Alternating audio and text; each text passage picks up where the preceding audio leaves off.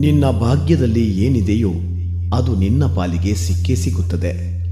ನಿನ್ನದಲ್ಲದ ಯಾವ ಒಂದು ವಿಚಾರವೂ ಕೂಡ ನೀನು ಎಷ್ಟೇ ಪ್ರಯತ್ನ ಪಟ್ಟರೂ ನಿನಗೆ ಸಿಗುವುದಿಲ್ಲ.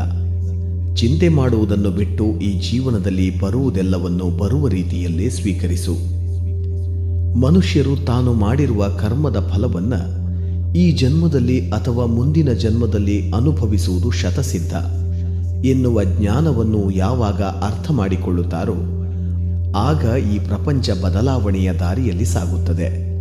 ಹಿಂದಿರುಗಿ ಚರಿತ್ರೆಯನ್ನು ನೋಡಿದರೆ ಅದರಲ್ಲಿ ಗೆದ್ದವರಿಗೆ ಗೆಲುವಿನ ಸ್ಥಾನವಿದೆ, ಸೋತವರಿಗೆ ಇಂತಹ ವೀರನ ಜೊತೆ ಯುದ್ಧ ಮಾಡಿ ಸೋತ ಎನ್ನುವ ಸ್ಥಾನವಿರುತ್ತದೆ.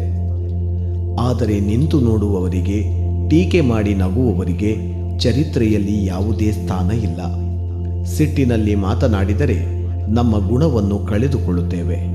ಅದಕ್ಕಿಂತ ಹೆಚ್ಚಾಗಿ